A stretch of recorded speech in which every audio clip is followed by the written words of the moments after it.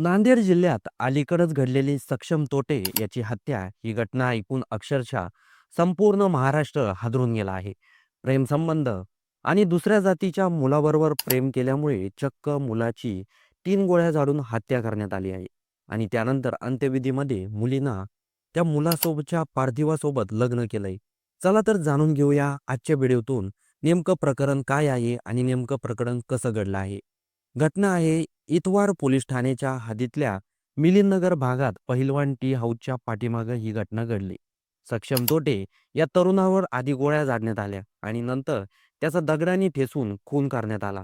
या गुन्ह्याची पद्धत इतकी निर्दयी, इतकी क्रूर होती की हे काही अचानक घडलेलं भांडण नाही, तर संपूर्ण तयारीशी केलेली सूडबुद्धीनं भरलेला खून असल्याचं स्पष्ट जाणवत होतं. या प्रकरणातील 2 आरोपींना पोलिसांनी तातडीनं बेड्या ठोकल्या आहेत.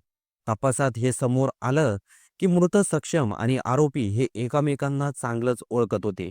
नांदेडमध्ये एका आचल मामिडवार नावाच्या मुलीवर सक्षम तोटे नावाच्या मुलावर प्रेम होतं. हे दोघेही 3 वर्षापासून प्रेम संबंधामध्ये होते. या प्रेमाबद्दल घरच्यांना समजलं होतं. घरच्यांनी आचलला खूप वेळा समजून सांगितलं की सक्षम पासून लांब राहा. तो आपल्या जातीमधला नाहीये. त्याच्यापासून तू जर लांब राहिली नाही तर परिणाम वाईट होतील. त्याला आम्ही जिवंत सोडणार नाही, अशी धमकी वारंवार आचलला तिचे भाऊ आणि वडील धमकी द्यायचे. पण आचल ही सक्षमवर 3 वर्षापासून प्रेम करत होती. सक्षम हा वेगळ्या जातीचा होता आणि आचल ही वेगळ्या जातीची होती. त्यामुळे आचलच्या वडिलांनी या दागद्याला लग्नाला नकार दिला होता आणि आचलला खूप वेळा सांगितलं होतं की तू दुसरा कोणताही मुलगा पसंत कर, पण हा मुलगा नको. पण आचल काही ऐकायला तयार नव्हती. तरी देखील हे दोघं एकमेकावर प्रेम करायचे. आचलच्या भावाने खूप वेळेस आचलला समजावून सांगितलं, पण आचल काही ऐकायला तयार नव्हती. गुरुवारी संध्याकाळी 5च्या आसपास सक्षमचा खून झाला. आचलचा भाऊ साहिल आणि हिमेश हे सक्षमचे चांगले मित्र होते. आधीपासूनच ते एकमेकांना ओळखत होते. या सर्वांची काही गुन्हेगारी पार्श्वभूमी सुद्धा होती. सक्षम हा काही दिवसापूर्वीच एका गुन्ह्यामधून बाहेर सुद्धा आला होता. आचलचे घरचे आचलला कायम सांगायचे, "आम्ही त्याला काहीतरी कुठेतरी मारून टाकू, त्याला संपवू," अशी ती कायम आचलला धमकी द्यायची.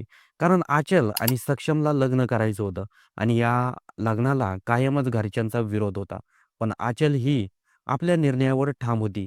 "मी करीन तर सक्षम सोबतच लग्न करीन," असं ती कायम बोलायची. आचलने माध्यमांशी बोलताना सांगितलं, की गुरुवारी 5च्या दरम्यान सक्षमला तिच्या वडिलांनी आणि भावांनी मिलिंदनगर भागात पैलवान टीच्या हाऊसच्या पाठीमागे त्याला बोलून घेतलं आणि त्याच्यावर 3 गोळ्या झाडल्या. गोळ्या मारल्यानंतर देखील सक्षम हा जिवंत होता. त्यानंतर त्याच्या डोक्यामध्ये फरची घालून त्याची हत्या करण्यात आली. या घटनेमुळे संपूर्ण नांदेड हादरून गेलं आहे. जेव्हा सक्षमचा मृतदेह घरी आणण्यात आला, आचल देखील सक्षमच्या घरी होती.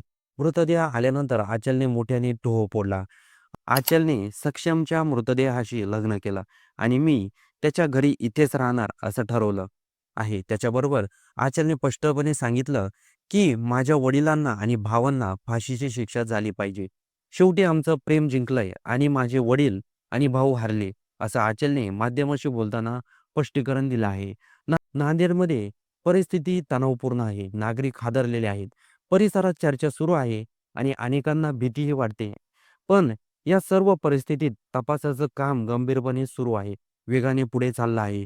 पोलिसांनी आचलच्या वडिलांना आणि भावांना ताब्यामध्ये घेतलं आहे. आचलची आणि सक्षमच्या घरच्यांची एकच मागणी आहे की त्यांना फाशीची शिक्षा झाली पाहिजे, अशी त्यांची मागणी आहे.